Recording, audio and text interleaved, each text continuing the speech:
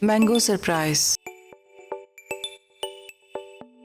Mango surprise बनने लगा है और मिनटों में हो गया तैयार। सबसे पहले आ जाते हैं ग्लास में। मैंने आपको बताया बड़ा सिंपल, दिखने में देखिएगा कैसा खूबसूरत लगता है। बेस में हमने इसके डाल दिया क्यूब में कटा हुआ आम, कोई सा आम जो आपको पसंद हो। मैंगो आइसक्रीम का स्कूप, लेकिन स्कूपर आपने गर्म पानी में डालना है तो कहीं जाके नीट क्लीन स्कूप आएगा।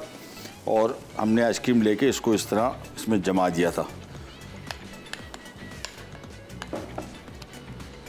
ये आ गया, ये आ गया, शाबाश। स्लाइस किए बादाम, इसका बहुत मज़े का जायका आएगा। वेफर्स